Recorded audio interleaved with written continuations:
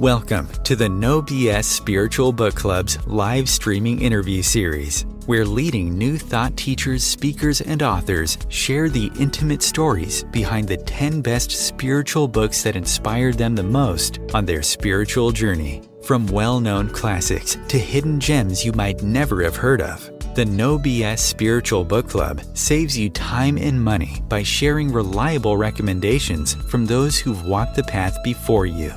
The No BS Spiritual Book Club, the only no BS guide to the best spiritual books to inspire your own journey of self-discovery. Here's your host, founder of the No BS Spiritual Book Club, Sandie Sedgbeer. Hello and welcome. Joining me today to share the 10 best spiritual books that inspired her the most on her life journey is award-winning business expert, speaker, philanthropist, host of the Relaunch Podcast, and best-selling author, Hilary DeCesare. Widely recognized for her work in neuropsychology as it relates to business and life, Hilary DeCesare created her proprietary 3HQ method, combining business acumen with her neuro coaching certification to help women turn typical life transitions into transformation by combining their head, heart, and higher self to create new brain patterns that shed limiting self-beliefs and create success at home, work, and in relationships. Hilary DeCesare, welcome. Sandie, thanks for having me here. This is such a pleasure. I hope you found the actual process of having to choose 10 books an illuminating one. Yes, it was illuminating to say the least. It actually was super challenging to narrow it down, and it allowed me to kind of go through my life, and it really it impacted me in more ways than not, because I have a tendency to continue to read a lot of books over and over, and I thought, okay, which ones do I really want people to go back and reread? Did you feel guilty because you'd left some really good ones out? You know what? As I was preparing for this, yes, and many more, because I think I turned this in months ago. Many more have come up that I'm like, oh, that one is so good. But in looking at the list, I feel really good about the ones that I selected. Yeah. There's an interesting number of titles there, and a few little ones that I hadn't expected as well. But we'll get to those. I want to ask you, what was the first inspirational / spiritual book that you ever read? I would say the one that probably gave me that moment where the light bulb went off and I thought, wow, there's a lot more here, was one of them, which I put on the list, which was The Secret. And the reason I say that is I came from a family of doctors, and everything, scientifically had to be proven or don't bring it up. And especially Western medicine. And reading this, it came in a time where I was going through a massive amount of relaunches in my life, massive amounts of transition. And my mom, actually, I remember I was on a twin bed in her guest room and not wanting to get up and really feeling like I had hit rock bottom. And she walked in and said, I think that you would really enjoy this book. And I looked at it and I'm like, oh my God, of course, Mom, you're giving this. And actually, now that I remember this, she also gave me Many, Many Lives, Many Masters, which could have been on my list as well. That is one of my absolute, in fact, it was a miss not putting that on there. But I ended up, my mom just looked at me and said, as my mom did when she was alive, she'd say, read it. And she was an avid reader, and she just said, read it. And so I spent the next hour and a half reading that short book, and it changed the direction of where I went with opening myself up to my own growth spiritually. Did you have any experiences growing up, any kind of spiritual, paranormal experiences, or anything that gave you a clue about this direction that your life might take? I did. I had actually, I believe I did cross over, but I was 2 years old. It was a near-death experience. I had something called Shigella, which was at that time a rare tropical disease that was really unheard of in the United States. Now you hear about it on cruise ships where it takes out the older people and a lot of the younger. And I had it in over a 6-month period. I was in and out of the hospital, and they, would take me in, and then I would get better, and they would let my mom have me again, and then I would get sick again. And they were actually thinking that it was my mom's fault that was happening. And so I finally went into the hospital, half my body weight, lost all my hair, so sick, and they wouldn't let my mom into the room. And she was downstairs in the cafeteria with my grandmother, and the doctor came and said, "Hey, we're going to lose Hilary tonight unless we try something radical." And I've had strange things throughout my life where my intuition is just so on, and strange things, I can predict that end up coming true. And I have this uncanny kind of a sense that goes through my body. And so I knew that there was something, but again, growing up in a, family with doctors, and I never brought it up. I just thought, oh my gosh, I'm the weird one. Like nobody else has this happening to them. And so I kept pushing it down, and I would sit there and, not acknowledge it. And then it really started to show up when I went to a company called Oracle in the Silicon Valley, and I was there for almost 10 years.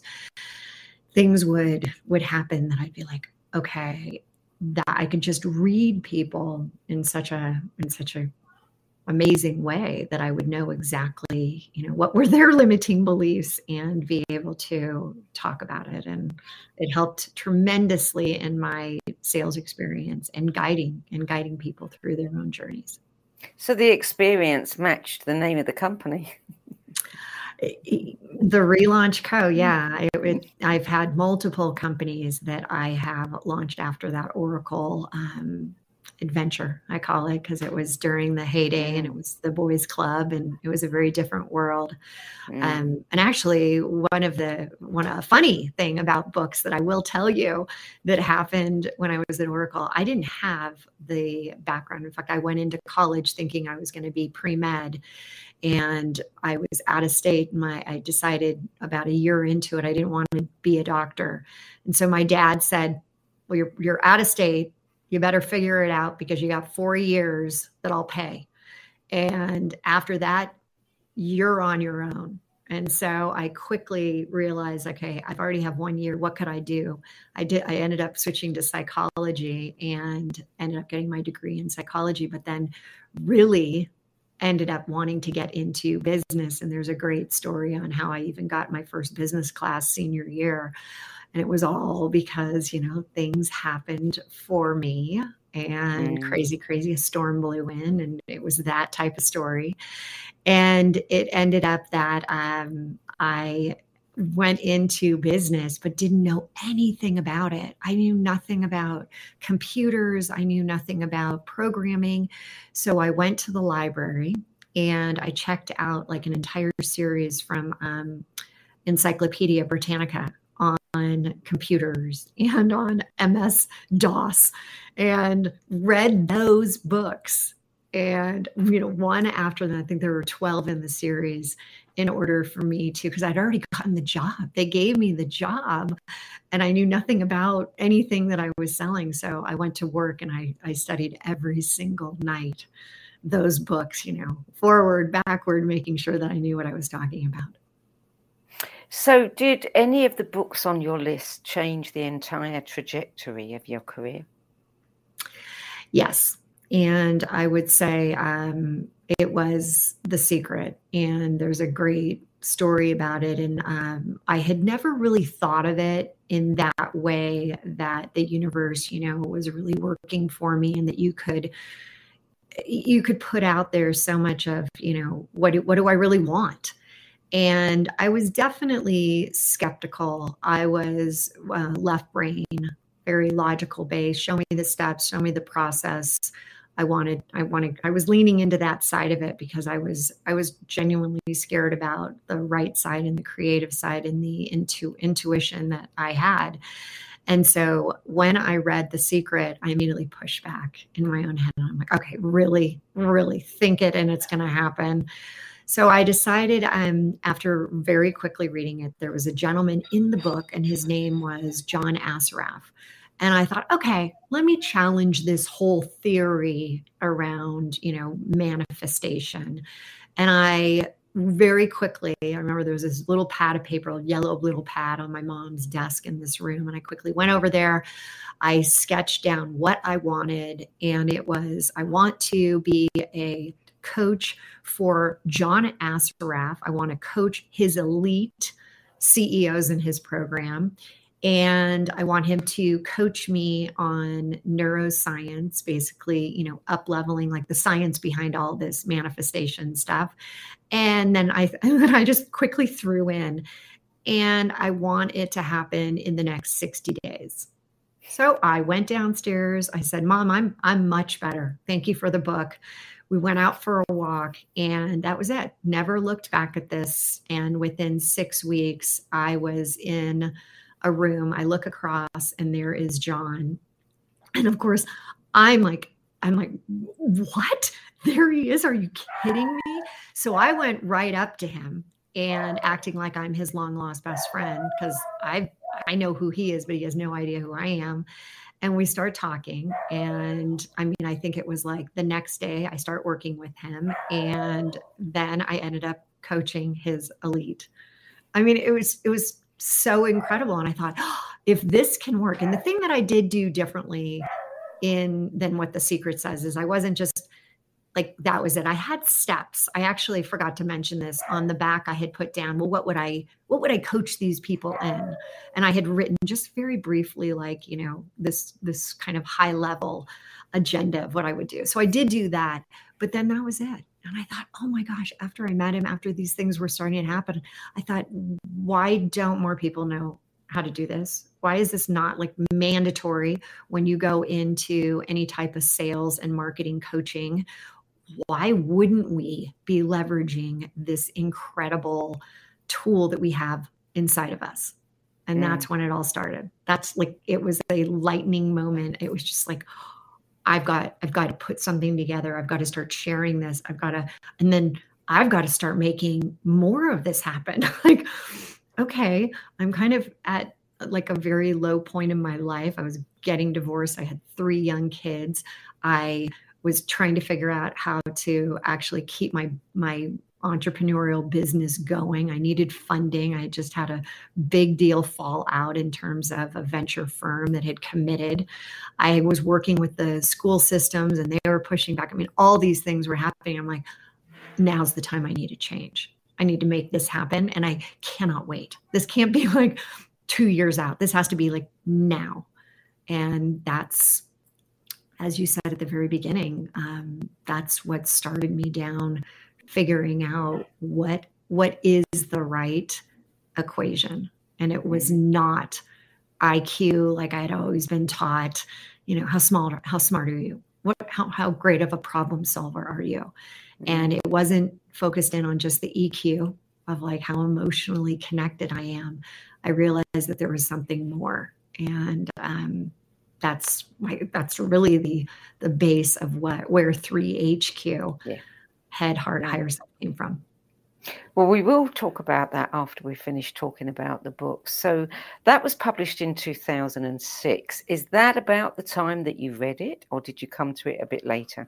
No, actually, I read it that year, but my mom was ahead of her time, and I think that she was as scared about, kind of this whole trusting the universe and that there's so much more out there. And she was, I went to church as a child, and actually when my mom got divorced, she gave me an option. She said, I'll keep driving you, but I'm not going to be going if you want to keep going. And I had a connection where I'm like, well, there's got to be something. I want to go. So I kept going. And finally, I think I got to about 16 and I said, I feel like I can access this idea of connection, of this, whatever there is, God, as I still call it, but I don't need to be in this building by myself. I can be by myself in my own bedroom doing this. Yeah.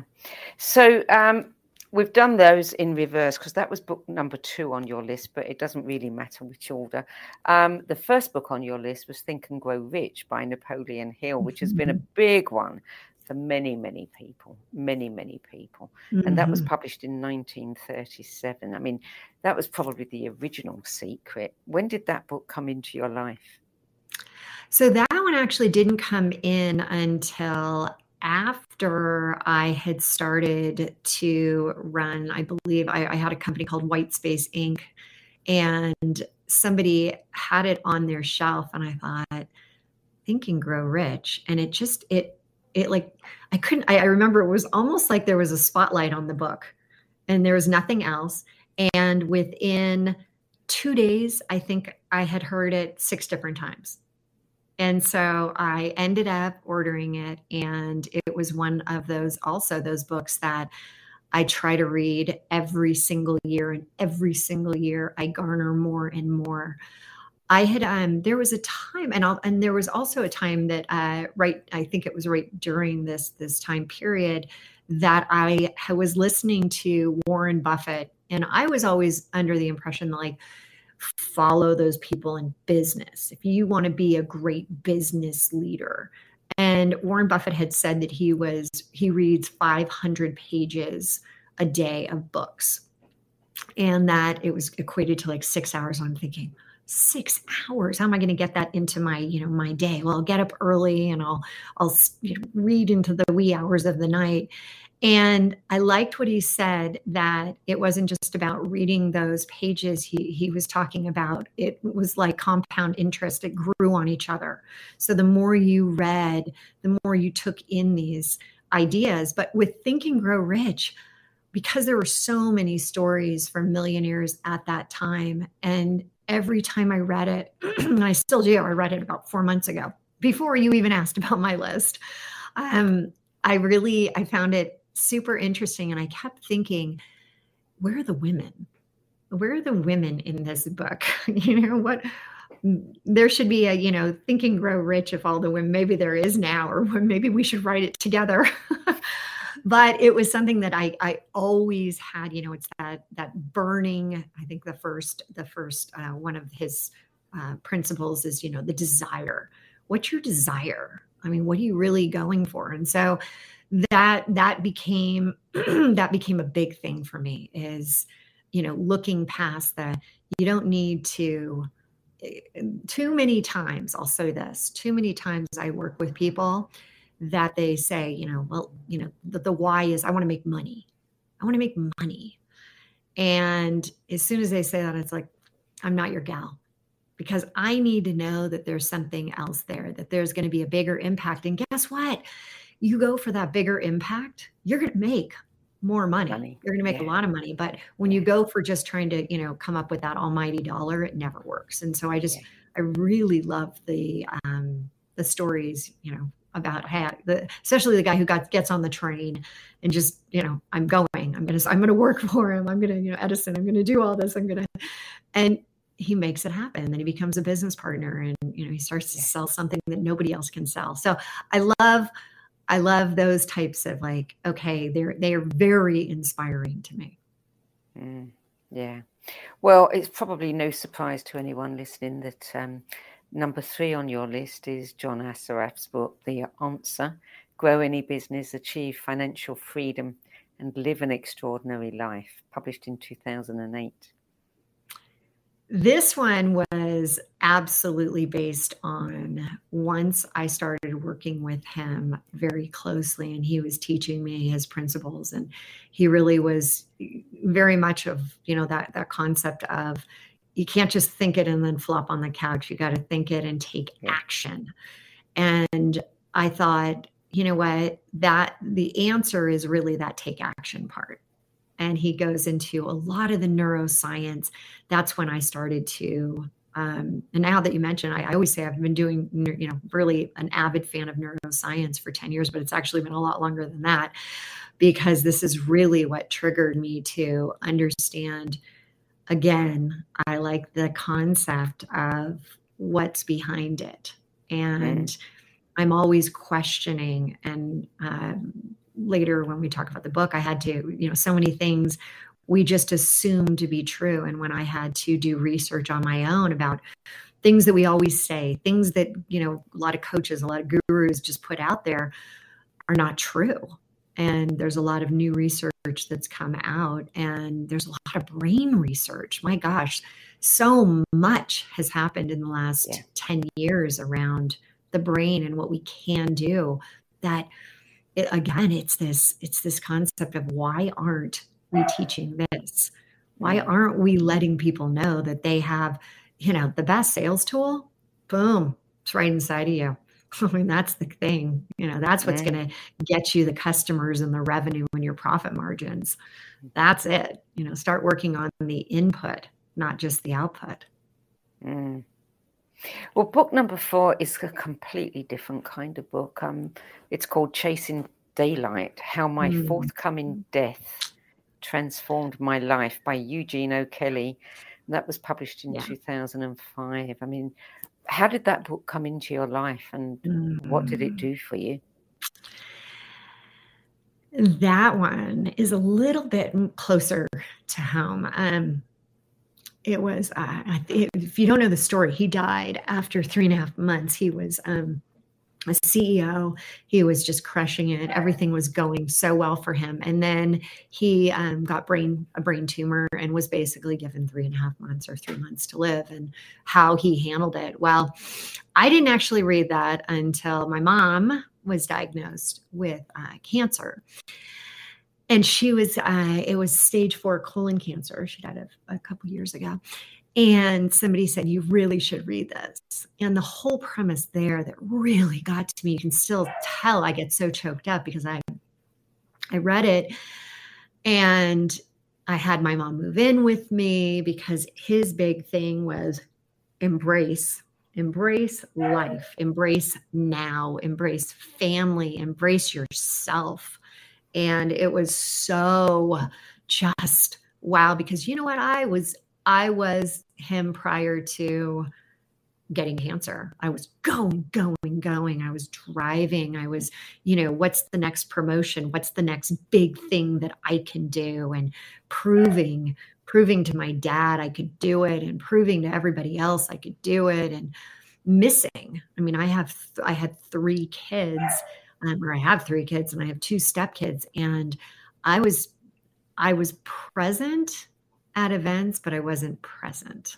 I was always somewhere else. I was always thinking about, like, what do I need to get done? I remember on my phone, putting, like, as I'm watching a cheerleading event, or, a golf event or a tennis event, and I'd be writing down what I need to be doing next and in the business. And that book was just, it was kind of like hitting a wall. Yeah. And it's one that I have to say, I said to myself I was going to reread, and I haven't been able to quite yet. It's still very raw, but when you asked me, I'm like,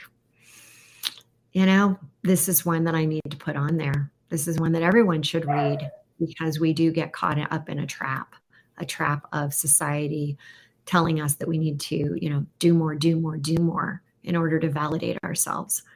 And you don't know when that day is going to come. Yeah. And every single one of us is, right now, especially going through relaunches in our life, global relaunches, personal relaunches, business relaunches. Things are happening at a rapid pace, and we can get caught up in the non-important things. Yeah. And Eugene O'Kelly was, just 53 when he was diagnosed? So young. I was so young, and I'm right there. So it was like, ugh. And it's one that is just, it's probably the best reminder, to take your blinders off. So book number 5, very interesting man. I went in search of information about him. It's The Abundance Book by John Randolph Price, and that was published in 1987. And Michael, I didn't know anything about this man. Tell us about the book and how you found it. So I found it through one of my spiritual advisors. He had recommended it. It's the smallest little book. It's the little green book. It is terrific. It's all about new thought and the idea of what you can have in your life, abundance. And it is, he talks about how we as a culture came to where we are right now with Enlightenment, the Dark Ages, what happened in the Dark Ages, which was super interesting. It's when the church came in and ended up saying, believe in us instead of believing in yourself. Here's the doctrine to live by. And it reworded, like it almost took the Bible and took the other religious books out there and made it seem like this is what it was saying instead of the reality of what it really was trying to say, which is that, when, let's just say, Jesus came to the world, it was about bringing consciousness to that we all are one with God. We have God inside of us. We have divine presence that is all around us. And what I love about this book and what I like to recommend is that there is a 40-day. And again, we now know that in neuroscience, it actually takes 62 to 67 days to create a new neuro highway for yourself, a new empowering thought, and break down an old limiting belief. We can see it on a scan that it's called synaptic pruning, where it actually it breaks apart. And he said, do this practice. And he gives you something to think about every single day. Super easy. It's like a one sentence. You think about it, you journal. What's coming up for you? And I got to tell you, it's something that I do. I mean, really, I'm doing it right now. You made me remember about it. And so I went through it. I think I'm on my second one since I turned in the list. And you can't believe the things that have been showing up for me. And they talk about abundance and they talk about what does that mean? And it's not just about financial abundance. It's about life abundance. It's about you and all the things that you can manifest in your life. And oh my gosh, I have a running list. It is incredible, again, what you can do by first and foremost internalizing. I always say, go and be invisible so that you can see the visible. And for so many, we're all about the visible. Like, show me the money, show me, how can I have this, have that? I want that. I want that. Whereas if you can take it and internalize it, you realize that you can create. The universe is not sitting here saying that, it's going to give you a cent or it's going to give you $1 million. It doesn't know the difference. It's all one and the same to the universe. It just wants to give you abundance. So you limit yourself. And the book gives a great example of don't limit the limitless. Mm-hmm. Yeah. So it's powerful. And by the way, I mean, please, if you haven't done it, do the 40-day. It's very easy. I suggest taking it now 62 to 67 days because we now know neuroscience has told us, that you can even take it even further. So yeah, I think it's a great book. Well, John Randolph Price, I'm going to read some more of his books because he and his wife were co-founders of the Quartus Foundation for Spiritual Research, which is an international non-profit dedicated to the research and interpretation of the philosophic mysteries. They were the originators of World Healing Day. I didn't know that. I went and I did the same. I looked in and I'm like, wow. And I even wanted to see if there were more, more types of books like this, because I like to have exercises. I like to really take myself through the process. And there's so much that they still have that they're, he's no longer around. He has passed, but my gosh, they're doing so many great things. Yeah. And he did it. I think the global mind link for peace involved millions of people. And Los Angeles Times reported up to 400 million participants. I mean, that's an amazing thing. And I think World Healing Day is still going. Yeah. Wow. So we're going to take a short break now, Hilary. We'll be back in a few seconds. So stay tuned. OMTimes TV. Maya Angelou once said that there is no greater agony than bearing an untold story inside you. I'm Sandie Sedgbeer, and when I'm not hosting OMTimes Media's flagship radio show What Is Going On and the No BS Spiritual Book Club, I help people share their untold stories. Books are my life, my joy and my passion, and there is no greater reward than helping aspiring writers get their books out of their heads and into the hands of those who are waiting to read them. If you feel that you have a book in you but don't know where to begin, visit sedgbeer.com. Click on the Work With Me tab and find out how my experience helping others tell their stories might be just what you've been looking for. That's sedgbeer.com, sedgbeer.com.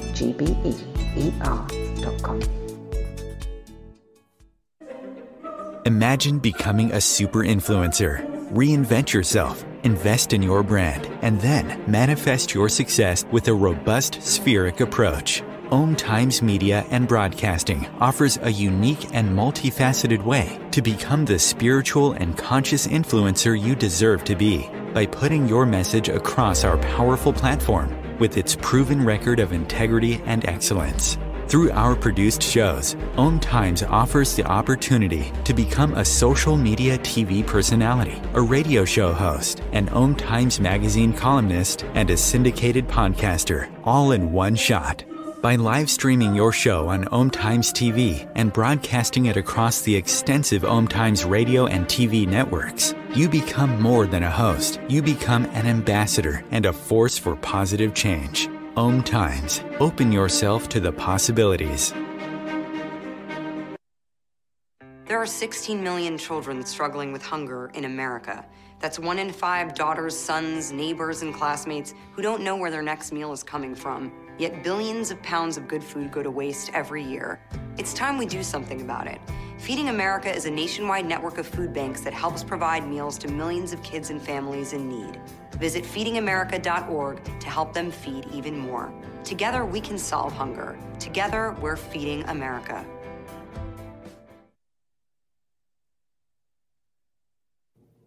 Welcome back. Hilary, book number 6, Ikigai, The Japanese Secret to a Long and Happy Life. Hector Garcia and Francesc Miralles. I think that's how you pronounce it. Ikigai. So this one came at the perfect time in my life, as I find books usually do. I was, my mom had a very short amount of time left, about 5 or 6 weeks left. And we had always wanted to go to this spa, and we'd never done it because there was never any time. And I was in the room and there was one book in the room, and we finally went. We did it together. It was the, kind of this joyous moment where we're like, oh my God, we finally, but again, very much like the other book, sadly, we didn't take advantage when she could really appreciate this beautiful place. But I looked at the book and I read it. And I read it over about 2 evenings where I was in the room. And it was all about this concept of, really what is happiness? What is purpose? And we hear about balance of life and work and all that. And it just crushes it. It just says, you know what? Forget about all that. It's this harmony. It's what do you love when you're really doing things? They don't even have a word for retire. On this small island, there's these centurion areas in the world where people, over 100 live. And what was really the most important part of this is that the women in my family had really 3-4 generations all lived in the early hundreds. And then my mom, who was 77, which I thought was going to live forever into the hundreds, no problem, all of a sudden is about to die at 78. And so my identity was just crushed. And Ikigai has a wonderful model that it takes you through on really assessing the different areas of life and coming into realizing that one area, life and humans, there's always going to be something that comes up that can disrupt the apple cart, right? It gives you a little shake. It's yet another, I call it relaunch, but it's yet another relaunch that's going to happen. And it's manning the waves. Like, how do you ride? How do you make sure that the boat doesn't tip over? And how do you still go forward? And it gives you, like, what these people, what they value. And I thought, how interesting. We always talk about in the United States, and I know this is a global recording here, but we talk about the United States, retire. What are you going to do when you retire? And their attitude is, one, they don't have the word retire, as I said, but also, why would you ever do that? Like, there's so much of life worth living. Yeah. And so what are you going to do? How are you going to, get even more out of it? How are you going to squeeze every little bit by living a truly mindful from the body to the mind type of life? Do you know the literal translation of the word Ikigai? You know what? I did know it. I can't remember it right now. What is it? Well, I don't know. Oh, yeah. No, I did find that out, and I can't, but I do laugh. There is one thing I can say. So I said it to somebody. I recommended the book, and I sent it, and they're like, icky guy, like it's a bad guy, like it's an icky guy. I'm like, no, it has nothing to do with a man. It has to do with a way of life. It was very funny, though. Yeah.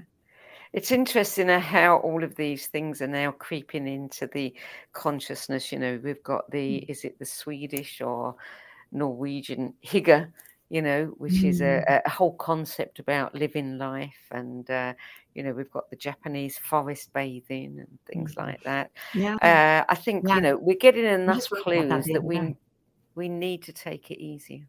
Yeah. We do. We need to, there's so much amazing research out there. Just breathe. Right? That great song. Just breathe. Yeah. And what that does for us in terms of, our entire body and well-being. But how many of us, we start to stress out, our breath becomes short, and we forget that the deep breath actually is a reset. Yeah. So book number 7 is one that comes up again and again and again. It's probably in the overall top 10 of all the books that have been recommended, and it is one of my great favorites. I do love it for its simplicity, and it is The 4 Agreements, A Practical Guide to Personal Freedom by Don Miguel Ruiz, published in 1997 and still changing lives.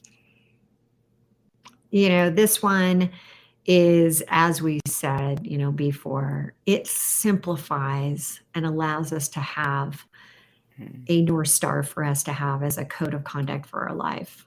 And I believe that's exactly what he says. This is the code of conduct. If you can live by being impeccable with your word, if you can, don't make assumptions, if you can really, always do your best, and, don't take anything personally.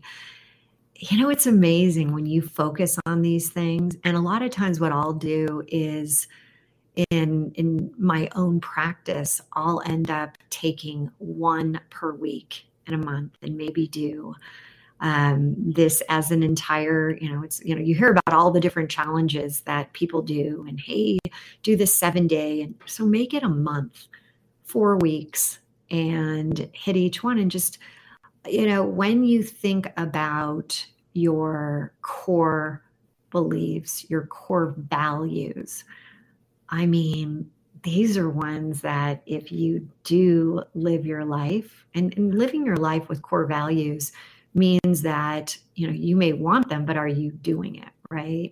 Yeah. Actions speak louder than words.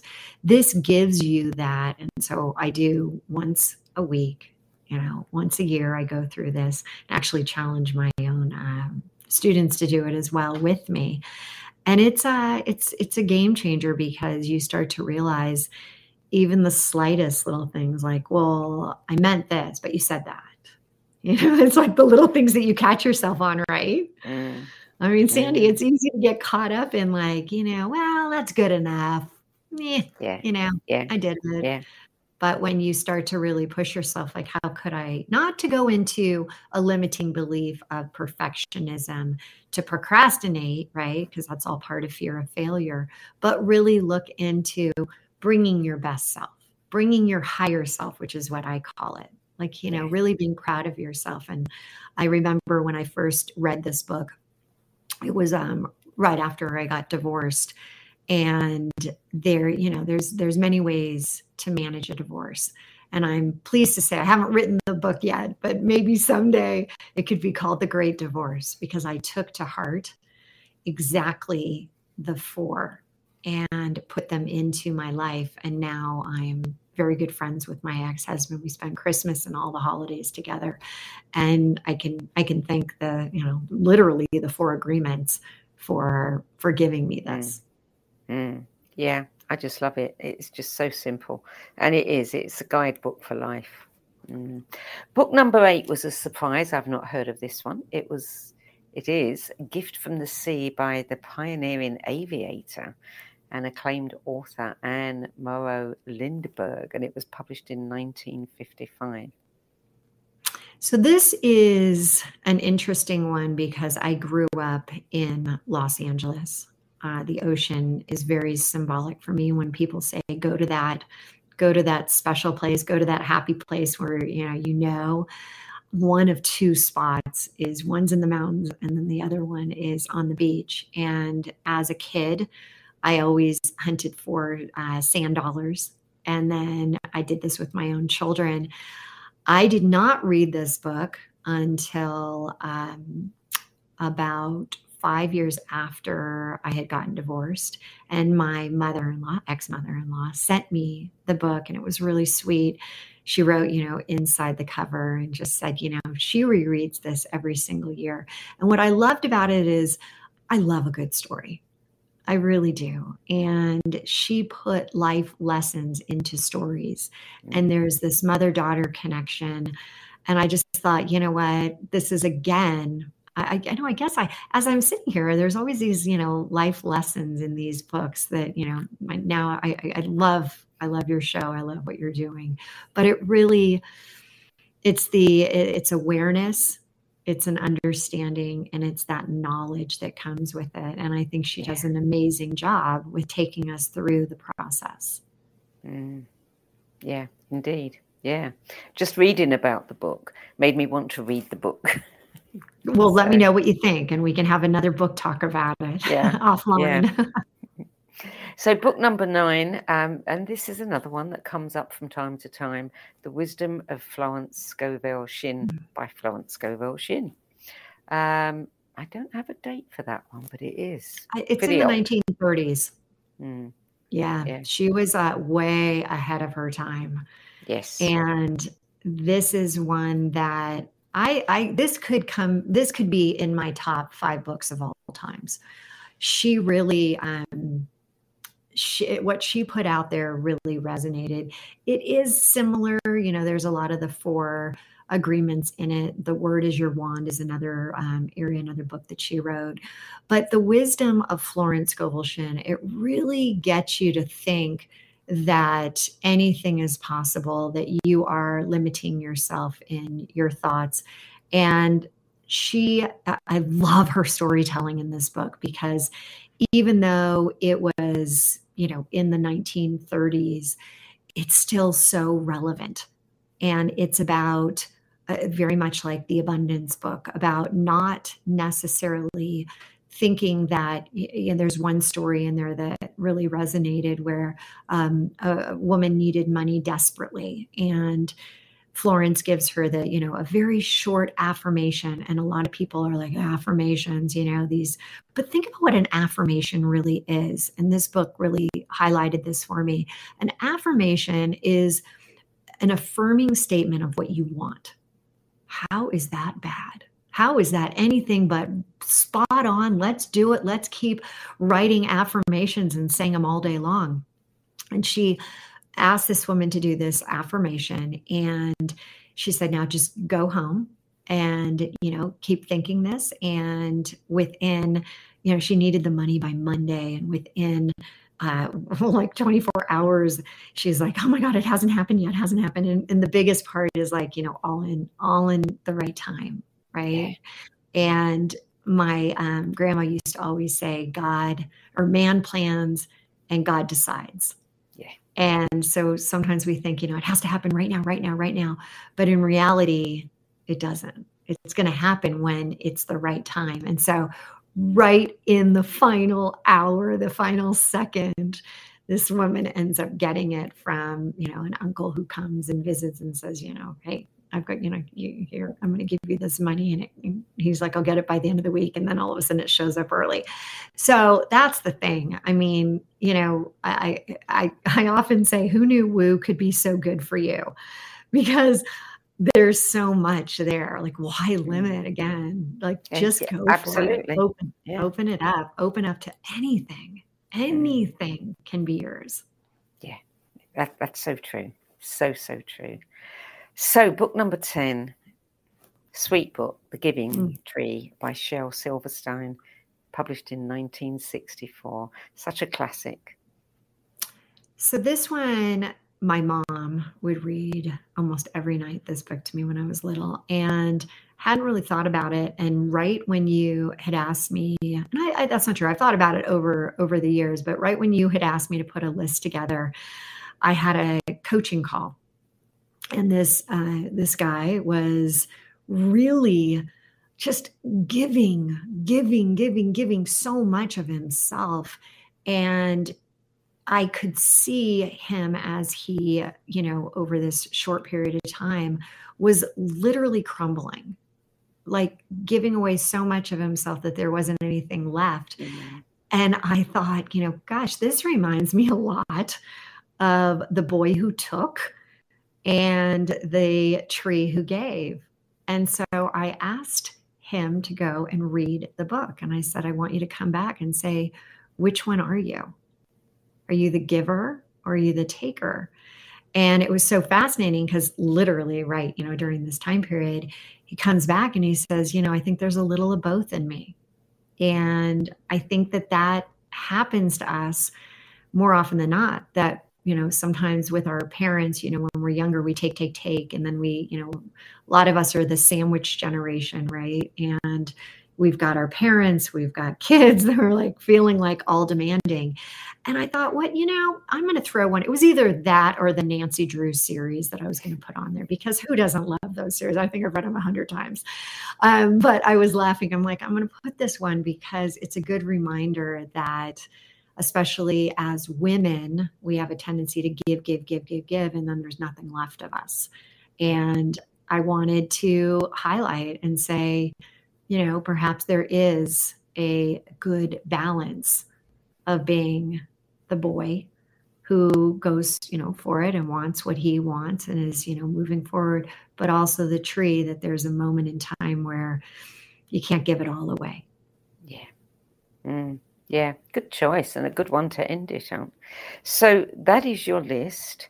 Let's talk about you now. You've helmed award-winning businesses. You've written an international bestseller. You've coached hundreds of entrepreneurs and, 9-figure Silicon Valley C-suites. Your mission is to empower and elevate women. Tell me more about this. So as I went through all of the ups and downs and realized that transitions, what I call relaunches, they're going to happen. You can't stop them. And there are positive relaunches and there are negative, but every single one of them, transitions lead to transformations. And how are you going to allow these transformations to not cripple you, to not take you out at the knees, to allow you to move forward, to allow you to appreciate what, tomorrow could bring for you with the right mindset. And so what I did was, after my mom's passing, It was during COVID, and I didn't have a chance to do the Eat, Pray, Love, to just get out of Dodge, to leave and go travel the world, because we were locked in an apartment, my husband and myself. And so I decided maybe it's time to write a book. And the book chronologically goes through the concept 3HQ, the head, the heart, the higher self, and how we all get stuck in our heads. And whether it's my stories or whether it's my clients' stories, men and women, it's a journey, and we're all going through this journey. But the best part is that when you can tune in, you can change your channel. You can change where you're going. And the way I love to help people tune into the challenges that are going on, the stories you're telling yourself, the emotions, the negative emotions. Once you can tune into that, and you know that that's not where you want to stay, you want to go to this better place, then you can go ahead and tune into your favorite song, a song that elevates your mood, that changes your energy. When you're in victim mode, when you're in shame, blame mode, your energy is very low. And what we want to do, like Einstein said, if you want to solve a problem, you can't solve it at the level it was created.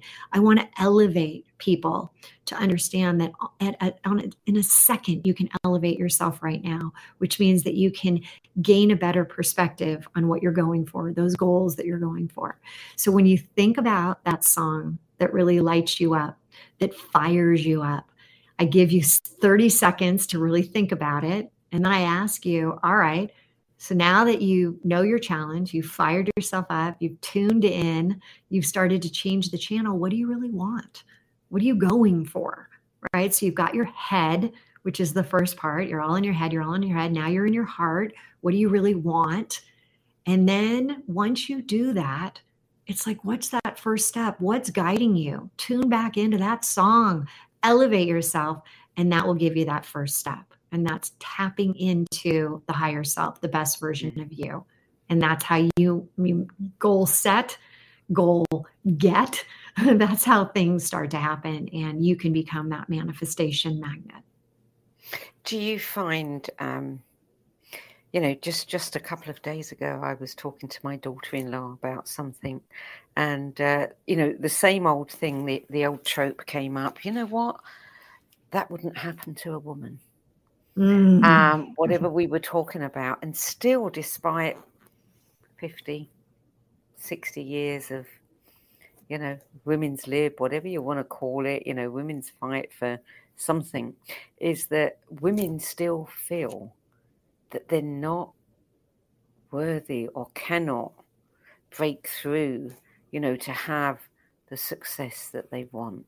How do you deal with that when women having their own, relaunches in life, and they find that really hard to take on board?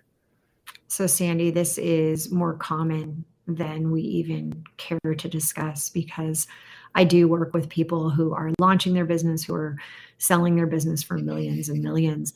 And we all have what I call bugs, beliefs underground surfacing. And these are our limiting beliefs. We all have them. And they stem from three major areas. And I call those your queen bees, your queen bugs. And they are your not good enough, not worthy, which is what you just said, not safe, I'm going to run out of money. Number one fear women have is they're going to turn into a bag lady. And then number three is this whole idea of that I'm not lovable. Yeah. And so what I try to do in working with them, and it's outlined in my book, Relaunch, Spark Your Heart to Ignite Your Life, I break down the process of eliminating your bugs in neuroscience by allowing those to break away. And when you can notice, become aware of your bugs, of what's holding you back, I get a lot of people that say, I thought I'd be further along in my career, in my relationship, in my life than I am right now. Things didn't really work out the way I thought. Or I've just had a really successful, 3 quarters in a row, and then I bomb out. What happened? Your bugs, your limiting beliefs will always keep you stuck at the identity of what you are inherently. All right. And what we want to do is break down your limiting beliefs, which keeps you at your identity. Like, I've never been able to do that.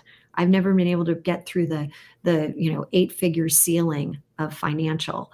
And so when I teach this to women and I teach them how to do it, how to break through by getting rid of your limiting beliefs that are keeping you back, and not just like, I can get you to do it in a second. I can get you to move forward. I can get you to get momentum.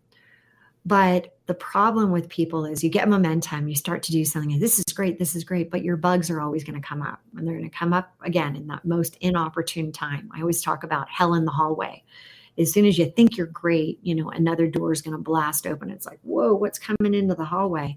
And so what I try to do is really help people, especially women, realize that these are the things that are facing them and holding them back.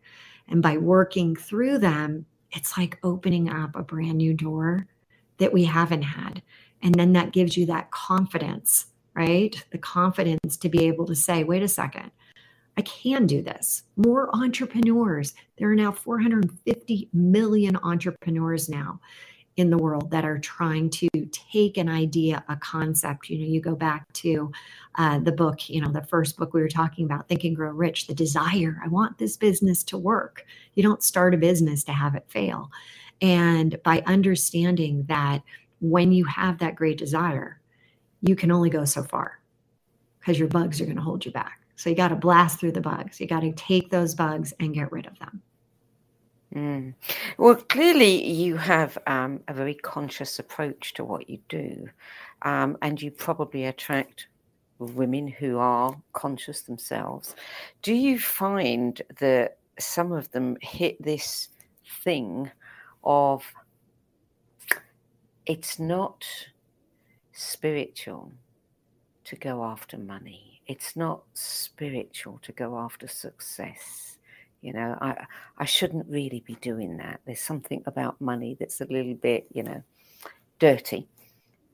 How do you handle that one? Absolutely. I get that. I mean, women have, again, I said the number one fear that women have is that they're going to end up with no money, that they're going to end up on the streets. Even Oprah Winfrey has this fear. I write about it in the book.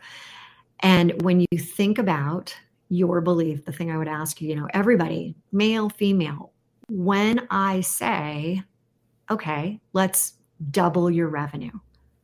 Let's get you, let's get you overly wealthy. Let's put a lifestyle of success that you've never thought about. And I say, so what is your story around money? It is fascinating how many of us have negative stories around money that are running in the subconscious. They're running automatically. And so those are actually holding you back. I'll give you a great example. I was working with a woman out of the UK, and she could not crack the code from going from 6 figures to 7 figures. And we started to work with her limiting beliefs, and she had a limiting belief. She came from a family that we lived on that side of the railroad tracks. Oh yeah, the rich people were over on the other. Oh yeah, they drove those types of cars, not us. And so as she was trying to grow her business, I asked her, what kind of car do you drive?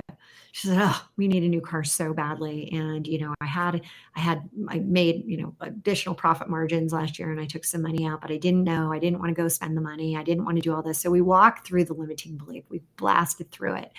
And I said, and I know this is going to, for some people in the hearing this, because they have their money bugs. I said, go buy that car. She's like, but nobody in our family would ever drive that car. I said, go buy that car, because that's a blocker for you right now. She bought the car, and she talks about it on her podcast, and she ended up blasting through that glass ceiling of revenue. She got into the 7 figures, and it's all around. Everything that you don't have in your life is because you have a limiting belief that's holding you back. You have a bug. Yeah. Yeah. And really, I think it is our duty to be successful. and to have abundance, because that allows us to do what we came here to do. Absolutely. So well said. So if you were asked by some of the women that you coach, what book would you recommend to be the most helpful, the one that will really shift my perceptions? Would it be one of these 10, or would it be something else? What book would it be? No, I would say for those that are really like, they don't have that sense that there's something bigger than them, that they're really doing it themselves, that this is, if I don't do it, it won't get done type of mentality. I would go back and, interesting. God, I hadn't even thought about this. I would go to Louise Hayes. I would go to her books because I'd actually go and she does a really good, I think it's a hour long. It was on YouTube, and she describes in one of her books, I can't remember which one because I've read so many of them, but it's this concept that when you think about where you really want to go, when you think about abundance, and people really kind of put into categories like, oh, okay, well, I really want, a great relationship. I really want a successful business. I really want a successful, life or health. Or she says, don't think of them in silo. Think of them as a whole. And just as you look outside the window and you see trees with, an abundant amount of leaves, or you see, an abundant amount of clouds in the sky, or whatever it is, you're seeing abundance. And so when you can start to think about everything has abundance, everything, it's not siloing. So as soon as you start to focus on your money story, it's not the money's energy. It's going to, impact. So I'd say Louise Hayes, go check her out. Hay House is, the publisher that does so many great ones. And I would say start there to open yourself up. So what is next for you, Hilary? What is your next goal? So right now I am bringing 3HQ into businesses, this heart-centered leadership. And I am doing a tremendous amount of speaking engagements now and lighting up rooms, getting people fired up to understand how to navigate not the new norm that we're in, but the new different. And so as I do that, my reach is spreading. Not only, it's not just a US based, it's a global reach. And I'm super excited for everybody, men and women, to have a 3HQ life. I think that's a really good idea. Hilary DeCesare, thank you for adding your 10 best list to the No BS Spiritual Book Club's library of recommendations. Sandie, thanks for having me. It's been a pleasure. For more information about Hilary DeCesare's work and book, visit therelaunchcircle.com and therelaunchbook.com. That's it for this week. I'll be back at the same time next week with another edition of our face-to-face live video streaming series with the No BS Spiritual Book Club. Till then, it's goodbye from me, and thank you to Hilary DeCesare.